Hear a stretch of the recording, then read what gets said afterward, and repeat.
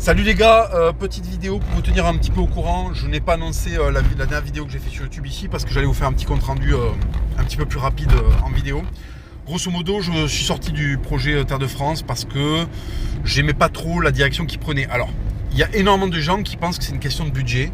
Il y a plein de vidéos qui sont sorties pour dire oui, on peut pas faire un film avec... Oui, bien sûr qu'on peut pas faire un film hollywoodien avec 500 000 euros, bien sûr. Cela dit, l'argument de l'argent, en fait, pour faire des choses intéressantes, il ne tient pas parce que mes entretiens choc, je paie un caméraman, j'installe un siège, il y a les éclairages. Alors certes, c'est statique et tout ça, mais c'est une heure. C'est une heure où les gens restent, ils regardent, ça leur plaît.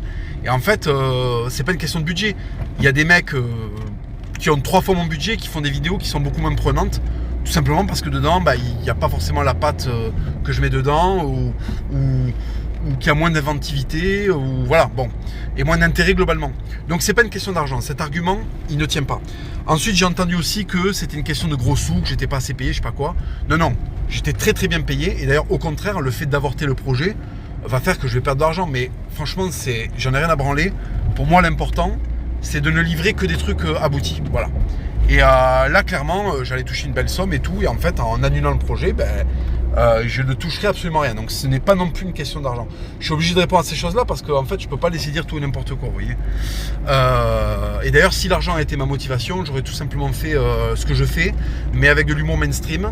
Et j'aurais quand même pu punchliner et j'aurais eu peut-être sans doute beaucoup moins de soucis et beaucoup plus de facilité à sortir un peu de YouTube. Bon, je ne l'ai pas fait par conviction et en fait, j'estime que c'est... que ça devrait donner la preuve de mon intégrité. Bon bref, passons. Donc c'est pas une question de budget, c'est pas une question non plus qu'on s'est disputé ou quoi, c'est une question que en fait j'aimais pas trop la manière dont tout simplement le projet était en train de démarrer, quoi, c'est tout. Voilà, ça ne va pas plus loin, il n'y a pas de clash, de je sais pas quoi. Il faut pas aller chercher midi à 14h, quoi.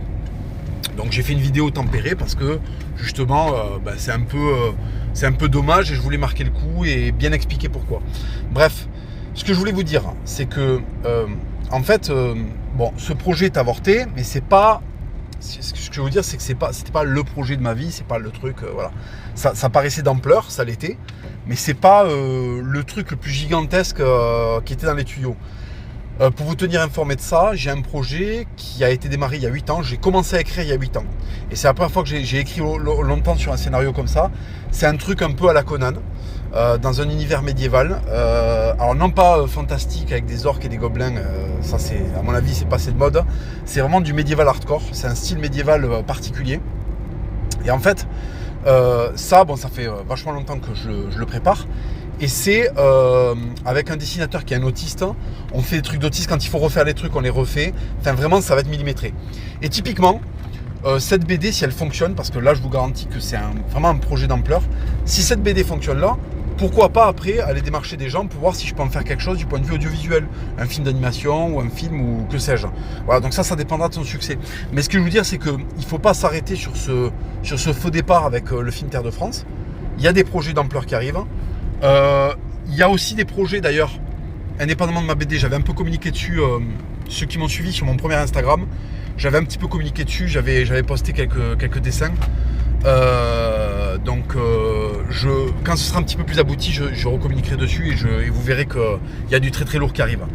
Je voulais aussi vous dire que je suis en contact avec l'atelier Missor. Ils ont des grands projets qui concernent des statues, des monuments. Et en fait, ça peut être un truc génial aussi. Donc, ne vous inquiétez pas. C'est normal. Des fois, il y a des faux départs, il y a des trucs, voilà. L'important, en fait, c'est de continuer à créer, de continuer à fabriquer, de continuer à faire des projets qui aient du sens. Pas d'inquiétude. C'est pas parce que le film Terre de France ne s'est pas fait que tout s'arrête, que c'est la catastrophe, non. Ne vous inquiétez pas, il y a d'autres choses qui sont dans les tuyaux, elles vont arriver petit à petit et vous allez voir, je pense que ça va vous régaler parce que c'est des trucs extrêmement travaillés et disons que c'est ce que je reprochais un petit peu au projet Terre de France, c'est que c'était pas assez bien ficelé. Là, ce que je vais vous préparer, il y a 2 projets qui arrivent, la BD et un projet avec l'atelier Missor, vous allez voir, ça va être de la folie furieuse et on va prendre notre revanche avec ça. La bise à tous et merci pour votre attention.